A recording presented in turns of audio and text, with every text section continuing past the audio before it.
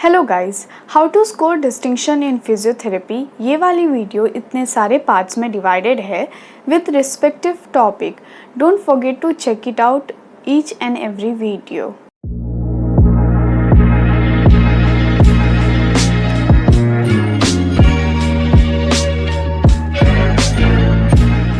So how you guys used to write the answers in the exam और कैसे वे में लिखना चाहिए, तुम लोग क्या सजेस्ट करोगे?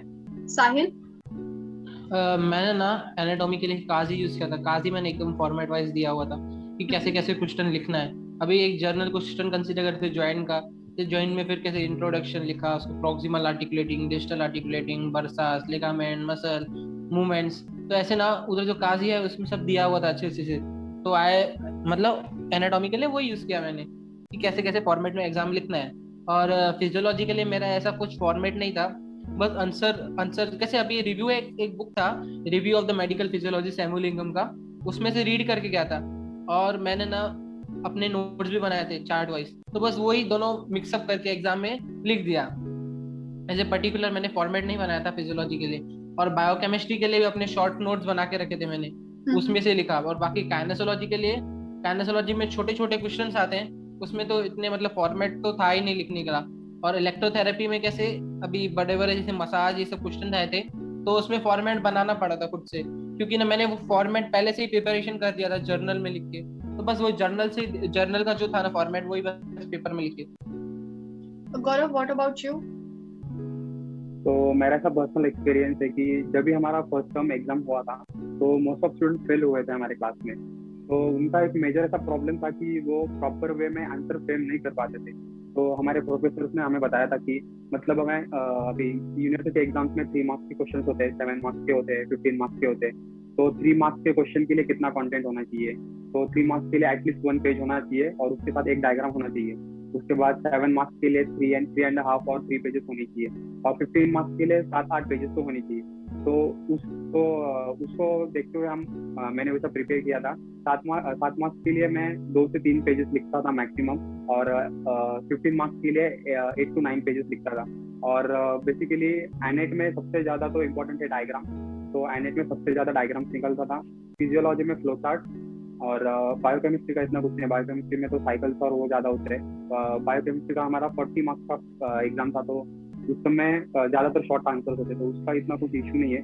और बाकी तो काइनेसोलॉजी और इलेक्ट्रोथेरेपी का सिमिलर वे में, मतलब 3 मार्क्स के लिए एक पेज मैक्सिमम, एक डायग्राम। 7 मार्क्स के लिए 3 पेजेस और 1-2 डायग्राम। डायग्राम्स तो ज़्यादा होनी चाहिए। मतलब डायग्राम से क्या होता है, एक अच्छा इंप्रेशन पड़ता है एग्जामिनर को कि Yes. ये अगले वाले बंदे को आता है, कंसेप्ट क्लियर है। तो ज़्यादातर डायग्राम्स होनी चाहिए। और डायग्राम के लिए ना मेनली ना आपकी कॉन्सेप्ट क्लियर होनी चाहिए कि ये सपोज एक नर्व है, आर्टरी है, वो कहाँ कहाँ से जा रही है, उसके different different type of routes बना के देखने का। उस वो किधर स्ट्रक्चर से कौन से पास हो रही है, उसको डॉर्सल में कैसे देखेंगे, वेंट्रल में कैसे देखेंगे, लेटरल साइड में, मीडियल साइड में। वो सब जो डायग्राम्स रहते हैं ना, वो सब हमें एक चेन वाइज पता होने चाहिए।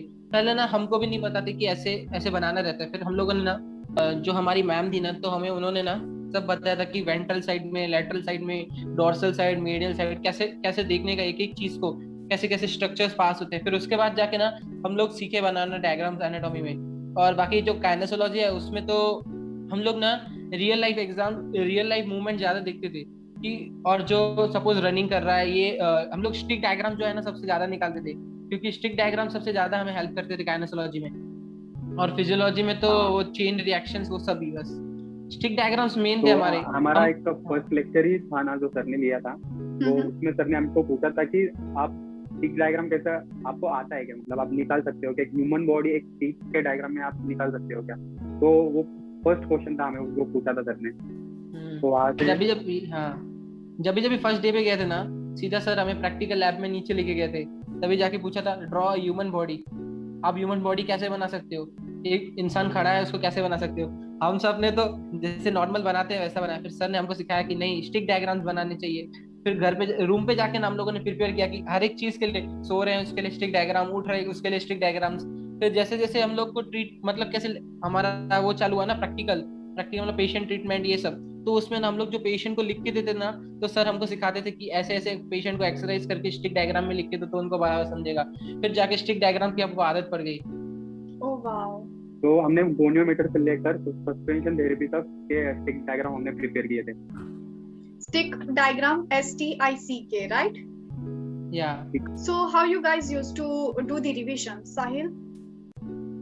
रिवीजन कैसा होता था ना, मैं जो अपने नोट्स बना के रखता था ना, वो नोट्स ही रिफर करता था।